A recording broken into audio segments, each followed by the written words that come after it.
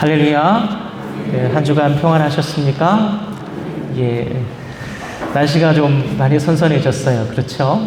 예, 좀 살만합니다. 우리 이 선선해진 날에 어디 다른 데 계시지 않고 주님의 귀한 전에 있으신 여러분들을 주님의 이름으로 축복합니다. 우리 좌우 앞뒤에 계신 분들에게 인사해 볼까요? 우리 잘 오셨습니다. 우리 인사하겠습니다. 예. 우리 한 번 더 인사하실 때 뭘 이렇게 하나 더 이렇게 첨가해서 너무너무 잘 오셨습니다. 인사하겠습니다. 너무너무 잘 오셨습니다. 네. 네, 너무너무 잘 오셨어요. 네. 성도 여러분, 우리 그리스도인들이 가장 좋아하는 말이 무엇일까요? 아마 바로 은혜일 겁니다. 은혜. 여러분들을 보니까 제 마음에 은혜가 참 돼요. 제가 이렇게 설교를 하고 나잖아요. 그러면 꼭 설교에 은혜 받았습니다 라고는 그런 말씀을 종종 듣긴 합니다. 그리고 지난주에 여러분 아까 권사님도 기도하셨지만 서화중앙교회에 농촌 선교 봉사 활동을 하러 오셨던 하늘비전교회 사역팀들이 무사히 봉사를 마치시고 집으로 돌아가셨어요. 유난히 덥지 않았습니까? 올 여름이. 그런데 그 속에서도 그분들의 헌신적인 모습을 제가 봤어요. 얼마나 정말 저 또한 은혜가 많이 되는지 모릅니다. 그리고 그분들도 그렇게 힘들게 애쓰시고 자기들이 고생해놓고 집으로 가시면서 제 손을 꼭 붙잡고 목사님 저희 참 은혜 많이 받았어요. 감사합니다. 눈물을 글썽글썽 하시면서 돌아가시는 거예요. 그분들이 마지막 폐회 예배를 드리면서 불렀던 찬양이 바로 은혜라는 찬양입니다. 그 찬양의 가사 중에 모든 것이 은혜라는 가사가 있어요. 그 부분을 저도 함께 따라 부르는데 왜 이렇게 막 뭉클하고 막 눈물이 나려고 하는지 마음을 주체하기가 참 어려웠습니다.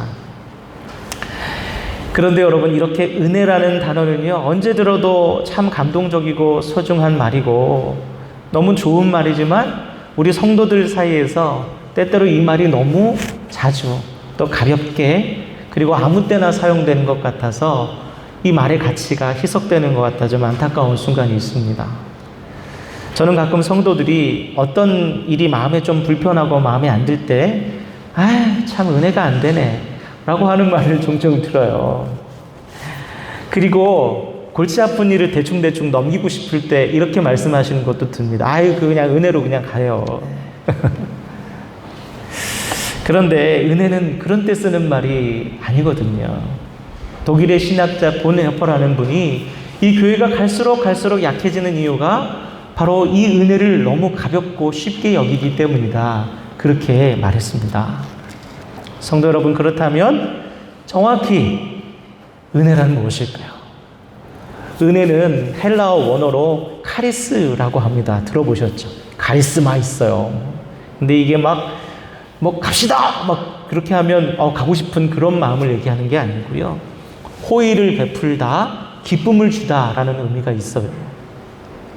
이런 의미를 통해서 어떤 신학자는 은혜를 하나님께서 베푸시는 과분한 은혜다, 과분한 호의다, 그렇게 얘기합니다. 그리고 또 어떤 신학자는 아니다, 그것 갖고는 안 된다. 은혜란 단순히 과분한 호의가 아니라 받을 만한 자격이 전혀 없는 우리 죄인에게 베푸시는 하나님의 선하신 호의다. 이렇게 얘기해요. 여러분, 이러한 은혜의 의미를 되새겨 볼 때 은혜 받았습니다, 은혜가 됐습니다 라고 하는 말은 바로 받을 자격이 없는 우리에게 주시는 그 하나님의 사랑을 우리가 깨닫고 느꼈을 때, 그때 말할 수 없는 감격과 함께 드리는 최상급의 표현이 바로 뭐다? 은혜 받았습니다. 아무 때나 쓰는 말이 아니에요. 그럼 단순히 좋았다라는 말을 은혜 받았어요, 이게 아니에요. 오늘 본문 말씀에 등장하는 이 사도 바울은 그 누구보다도 은혜라는 말을 자주 사용했던 분입니다. 그리고 사도 바울과 같이 이 은혜라는 말에 잘 어울리는 사람이 없어요. 사도 바울이 누군지를 아십니까? 예수님과 교회를 대적했던 대적자입니다. 예수 믿는 사람들을 잡아서 감옥에 가두고 그들의 목숨을 빼앗던 하나님의 대적자가 바로 사울이에요. 그랬던 이 하나님의 대적자인 사울이 예수 그리스도의 복음을 전하는 전도자로 변신을 하게 돼요. 그 이유가 무엇입니까? 오직 한 가지, 이 은혜라는 말 외에는 표현할 길이 없어요. 때문에 사도 바울도 자신도 말하기를 나의 지금의 나된 것은 오직 하나님의 은혜 때문입니다. 이렇게 고백하고 있습니다. 저는 오늘 이 사도 바울의 회심은 본문을 통해서 회심 이후에 그의 삶 가운데 나타난 그 변화가 무엇인지, 또 그의 말과 생각을 통해서 그가 받은 은혜가 무엇인지를 여러분에게 전하고자 합니다. 그리고 여러분들도 그와 같은 은혜를 사모하게 되시기를 소원합니다. 여러분, 사도 바울은 사실 이스라엘 본토 출신이 아니에요. 교포입니다. 교포. 시리아 지방의 길리기아라는 곳의 대도시 다소 출신의 교포 유대인. 다소는 당시 세계 문명의 줄이었던 그리스 로마 문화가 꽃피웠던 대도시였습니다. 동서양의 문화가 만나는 지점으로 아주 활발하게 교류했던 곳이에요.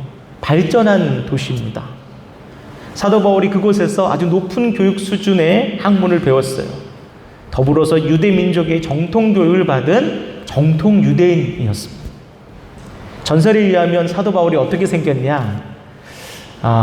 사도 바울이 대머리였다는 그런 얘기가 있어요. 그리고 안장다리였다라는 소리가 있었고요. 일자 눈썹에 또 키도 저처럼 아주 작고 왜소했다라는 그런 이야기가 있습니다. 겉으로는 볼품이 없었다는 거예요. 이 바울의 이름을 개명하기 전인 사울 시절에 집사 스데반이 돌에 맞아 순교하던 그 자리에 있었습니다. 특히나 사울은 골수 유대교인으로서 하나님에 대한 열심이 누구보다도 넘쳐서 자기를 감히 하나님의 아들이라고 부르는 예수를 보고 분노를 참지 못했어요. 그리고 그 예수를 믿는 그 예수쟁이들을 잡아다 죽이고 가둬야 된다, 그런 생각을 했던 사람. 오늘 본문에서도 사울은 먼저 예루살렘 교회를 한바탕 다 뒤집어 놓고 이제 저 멀리 외지에서 그리스도를 믿는다는 저 인간들을 색출해서 잡아들이고자 공문을 가지고 살기등등하게 다메섹으로 향하는 그 길목, 그 길 중에서 길거리에서 부활하신 예수님을 만나게 됩니다. 그게 오늘 본문의 말씀입니다. 우리 말씀 함께 볼까요? 본문 1절에서 5절 말씀입니다. 함께 읽겠습니다. 사울이 주의 제자들에 대하여 여전히 위협과 살기가 등등하여 대제사장에게 가서 다메섹 여러 회당에 가져갈 공문을 청하니, 이는 만일 그 도를 따르는 사람을 만나면 남녀를 막론하고 결박하여 예루살렘으로 잡아오려 함이라. 사울이 길을 가다가 다메섹에 가까이 이르더니 호련히 하늘로부터 빛이 그를 둘러 비추는지라.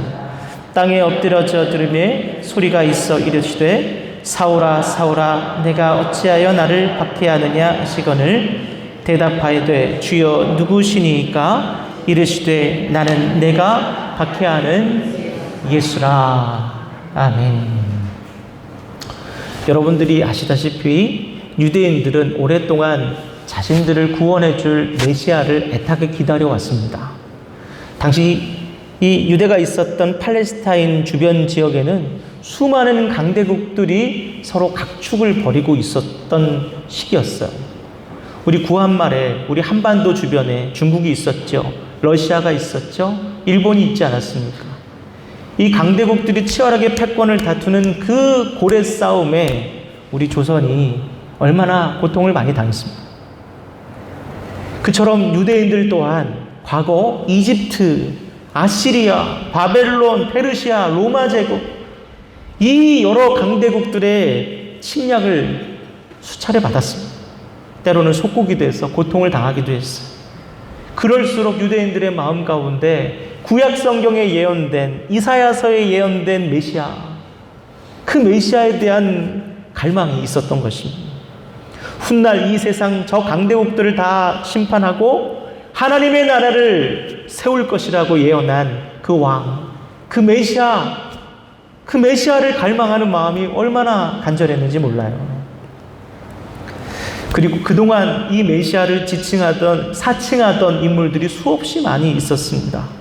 우리 한국에도요, 자기를 예수님이라고 얘기하는 사람들이 굉장히 많이 있어요. 신천지 이만희는 자기를 성령 하나님이라고 얘기해요. 하나님이 보낸 메시아라고 얘기하면서 유대인들을 선동해서 무장반란을 일으키기도 하고 재물을 쌓기도 하고 권력을 얻기도 했던 사람들이 너무나 많았습니다. 그래서 사도 바울이 이 예수님 또한 그런 사기꾼 중 한 명이다라고 생각을 한 거야. 그런데 사울이 그렇게 자기가 사기꾼이자 가짜 메시아라고 믿어왔던, 그리고 이미 죽었던 그 예수님을 아직도 믿고 있는 그 추종자들을 죽이려고 저것들 안 되겠구만 하고 다메섹으로 향하던 그 길 한가운데서 그 예수님을 만난 거예요. 얼마나 충격이 컸는지 모릅니다. 예수님이 가짜가 아니고 자기 민족과 자기가 그토록 기다려온 메시아고 진짜 하나님의 아들이라면 지금까지 내가 해온 일은 뭔가?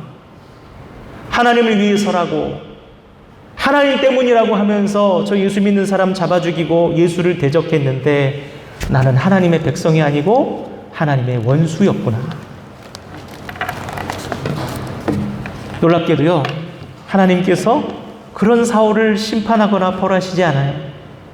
오히려 이 대적자 사울을 부활하신 예수님의 증인으로 삼으십니다. 하나님께서 예수님과 예수님을 믿던 자들을 모두 없애고 죽이려고 했던 대적자 사울을 통해서 예수님의 부활과 하나님의 아들 되심을 온 땅에 전하시고자 놀라운 반전을 다메섹에서 계획하신 겁니다. 성도 여러분, 그처럼 은혜는 변화를 동반합니다. 여러분, 은혜를 느끼셨거나 받은 사람은 반드시 달라져요. 마음이 달라지고 사고가 달라지고 행동이 달라집니다. 여러분, 우리는 주변에 그런 분들을 보지 않습니까? 부활하신 예수님을 만나는 은혜를 경험한 사울은 그 이전과는 전혀 다른 삶을 살게 됩니다. 여러분, 그게 바로 은혜예요. 은혜는 말씀 듣고 일리가 있어요 라는 것이 은혜가 아니라 내 삶이 변하는 것이 은혜인 것입니다.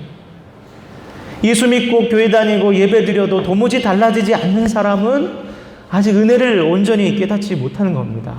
혹은 은혜를 잊어버렸거나 무뎌져 버렸어요. 그렇다면 성도 여러분, 사도 바울이 부활하신 예수님을 만나 깨닫게 된 그 은혜는 무엇일까요? 무엇이 그를 변화되게 했고 어떻게 그를 변화시켰을까요? 첫 번째로 사도 바울은 죄를 죄로 여기게 되는 은혜를 깨달았어요. 우리 디모데전서 우리 1장 15절 말씀을 다 같이 한번 읽겠습니다. 디모데전서 1장 15절입니다. 함께 읽겠습니다. 미쁘다 모든 사람이 받을 만한 이 말이여, 그리스도 예수께서 죄인을 구원하시려고 세상에 임하셨다 하였도다. 죄인 중에 내가 괴수니라. 아멘.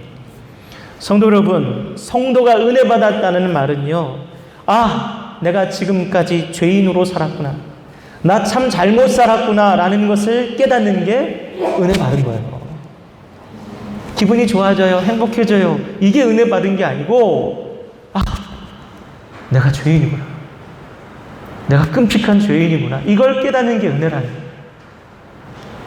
사도 바울은 부활하신 예수님을 만나기 전까지 자신이 하나님의 율법을 그 누구보다도 잘 지키는 철저히 하나님을 사랑하는 하나님의 사람이다, 그렇게 자부했습니다. 그가 예수를 믿는 이들을 핍박하고 죽인 것은 그가 악하기 때문이 아니라 하나님을 너무 사랑하기 때문이에요. 때때로 사람들은요, 누군가를 너무 사랑해서 그 비뚤어진 사랑으로 상대방을 망가뜨리는 경우가 있습니다.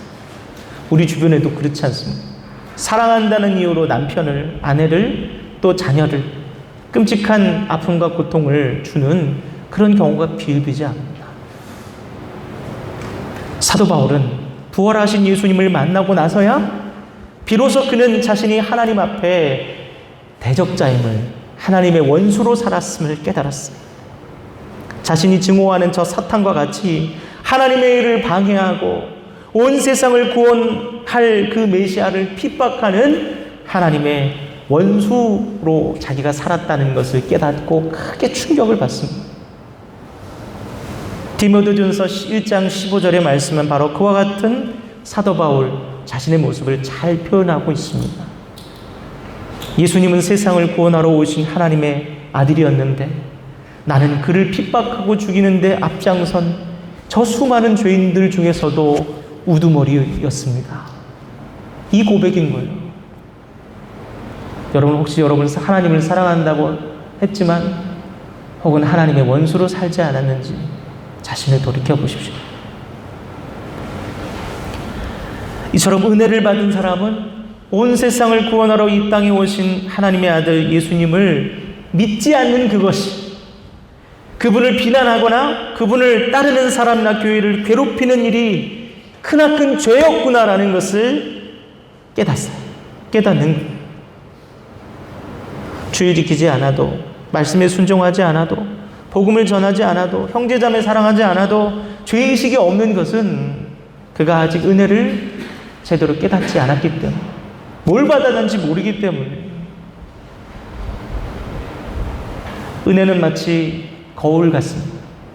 은혜는 마치 불빛 같아요. 그래서 나의 더러움과 누추함과 정돈되지 못한 모습을 비춰주고 보여줍니다. 여러분 가끔 그렇지 않습니까? 우리 거울을 못 보고 막 있다가 밥 먹었는데 막 얼굴에 뭐 묻고 그랬는데 나중에 안 거예요. 아유 이러고 다녔어. 은혜는 바로 그것과 같다는 거예요.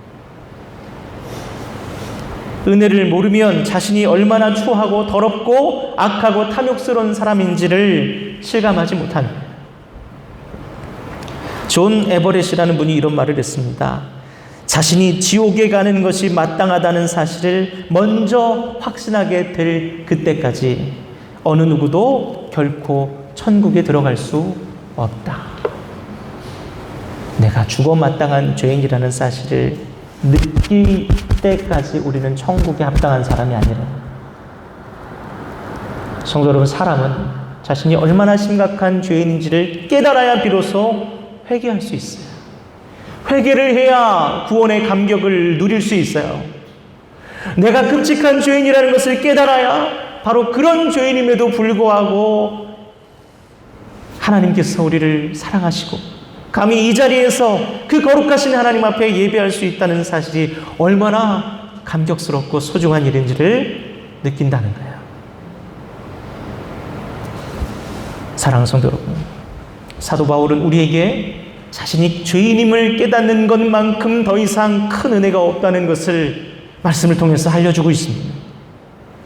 만약 오늘 이 시간 하나님 앞에 여러분이 죄인임을 느끼신다면, 그리고 회개하고 애통하는 그 마음이 여러분 가운데 있다면 그것이 바로 하나님께서 주신 은혜임을 믿으시기 바랍니다. 은혜의 주님 앞에 더욱 가까이 나가시고 더 하나님과 친밀해지시는 여러분 되기를 주님의 이름으로 축복합니다. 아멘. 두 번째로 여러분, 사도 바울은 율법이 아니라 예수 그리스도의 십자가에 하나님의 은혜가 있음을 깨달았어요. 우리 에베소서 1장 7절의 말씀을 함께 읽어볼까요? 읽겠습니다. 에베소서 1장 7절. 우리는 그리스도 안에서 그의 은혜의 풍성함을 따라 그의 피로 말미암아 속량 곧 죄사함을 받았느니라. 아멘. 대부분의 교육학자들은 어린 자녀들을 건강하고 바르게 양육하기 위해서 너 뭐 해? 뭐 하지 마! 이와 같은 지시적인 태도를 반드시 개선해야 된다고 얘기합니다. 여러분 생각해 보세요. 여러분 아이들 키울 때 하지 마! 이거 해! 라고 자주 말하지 않으셨는지. 이런 지시적인 태도는 자녀에게 왜 그걸 해야 하는지, 왜 하지 말아야 되는지를 생각할 수 없게 만들어요. 오직 했을 때와 하지 않았을 때의 결과만을 신경 쓰게 만든대요. 즉 여러분, 지시적인 양육 태도 아래 자란 자녀는 부모의 마음을 보지 못하고 부모의 눈치를 봐요. 화가 났는지 기분이 좋은지, 화가 났으면 조심하고 기분이 좋으면 막 하고.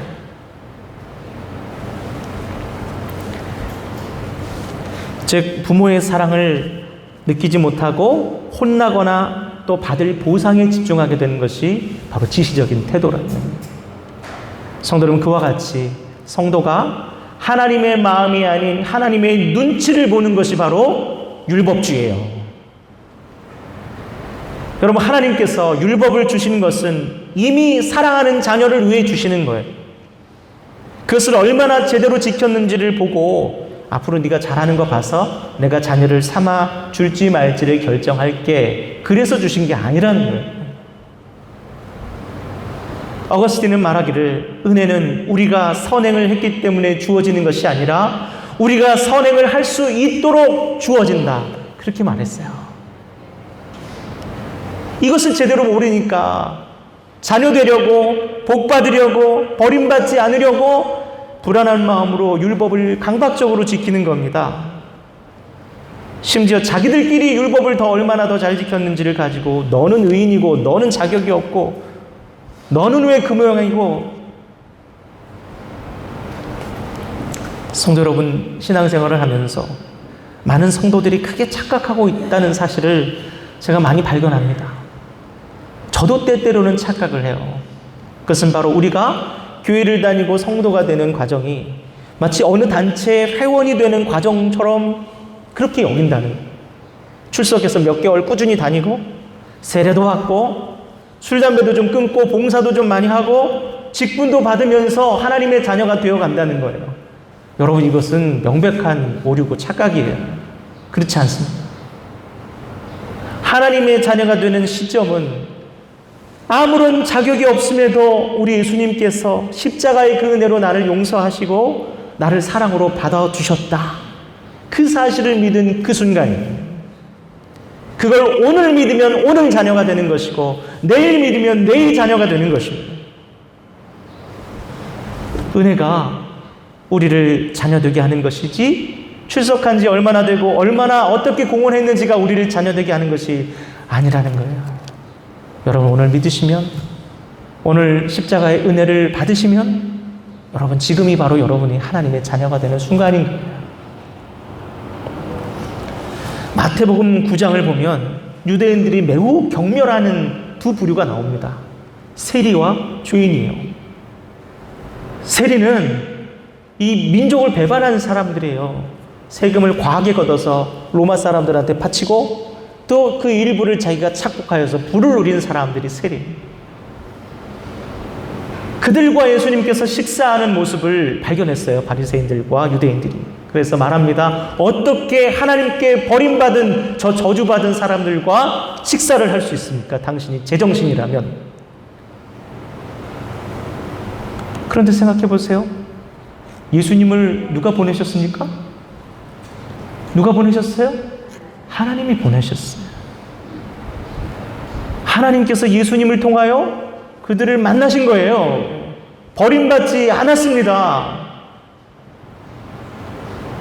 고린도전서 2장 2절 말씀 함께 읽겠습니다. 함께 읽겠습니다. 시작. 내가 너희 중에서 예수 그리스도와 그가 십자가에 못 박히신 것 외에는 아무것도 알지 아니하기로 작정하였습니다. 아멘. 사도 바울은 말하기를 나 또한 유대인으로서 하나님의 율법과 계명을 누구보다도 잘 알고 있지만 이제 와서 내가 알아야 될 것은 한 가지밖에 없더라. 뭐예요? 십자가의 사랑과 은혜. 그것이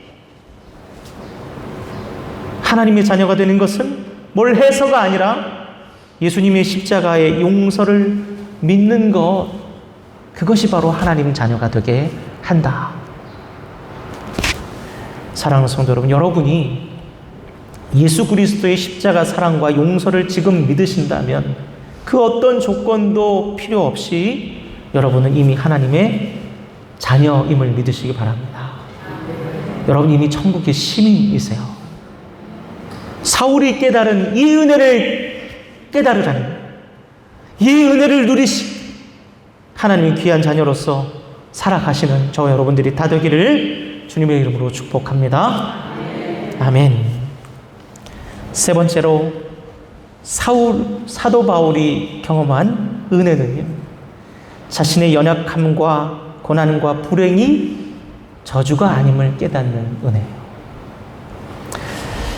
여러분, 유대인들은 전통적으로 질병에 걸리거나 아니면 가난해지거나 여러 가지 불행이 찾아올 때 이게 죄의 결과구나 라고 생각했어요.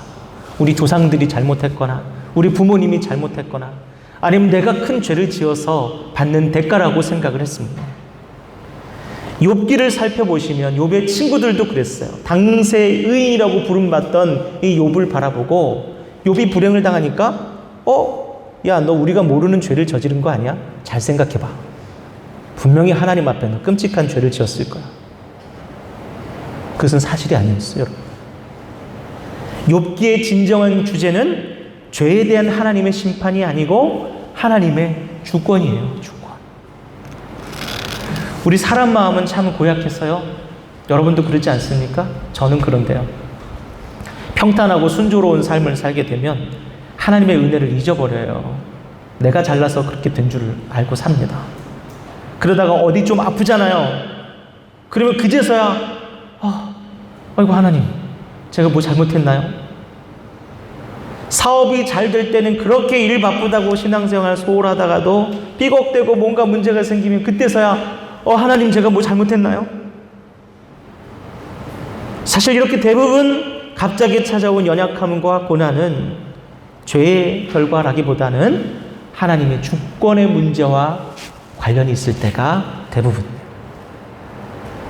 여러분, 점술가들은 그랬잖아요. 무슨 재수가 있니 없니? 그게 사실이 아니라는 거예요. 연약함과 고난은 우리가 하나님을 잊지 않고 그 안에서 풍성함을 누리고 살게 하기 위한 인도자가 됩니다. 고린도후서 12장 9절 말씀을 함께 읽어보겠습니다. 고린도전서 12장 9절 다 같이 읽어볼게요. 시작. 나에게 이르시기를 내 은혜가 내게 족하도다. 이른 내 능력이 약한 데서 온전하여 짐이라 하신지라. 그러므로 도리어 크게 기뻐함으로 나의 여러 약한 것들에 대해 자랑하리니 이는 그리스도의 능력이 내게 머물게 하려 함이라. 아멘. 사도 바울이 복음을 전하기 위해서 온 아시아와 유럽을 정말 좁다 하고 종행하고 다닐 때 그에게 한 가지 깊은 지병이 있었습니다. 어떤 사람은 간질병이라고 했어요. 설교를 하다 말고 쓰러져서 거품을 무는 거예요. 어떤 사람은 안질이라고 했어요. 성경이 보이지 않고 글씨가 보이지 않는. 뭐가 됐든 사도 바울이 복음을 전하면서 예수 그리스도의 그 놀라운 능력으로 막 병을 사람들을 고쳐주고 있는데, 죽은 자를 일으키고 있는데 자기 병은 못 고치는 거예요. 이게 얼마나 창피한 일입니까? 그래서 하나님께 3번을 간구합니다. 그 간구에 대한 응답이 바로 여러분 방금 읽으신 고린도 후서 12장 9절의 말씀. 아니다, 그럴 필요 없다. 나 고치지 않을 거다. 왜냐하면 내 은혜가 이미 너에게 충분하기 때문이다. 네가 약할 때 내가 오히려 강하게 역사할 거다. 네가 힘이 없기 때문에 내가 더 힘을 낼 것이다. 그렇게 말씀해 주시는 거예요.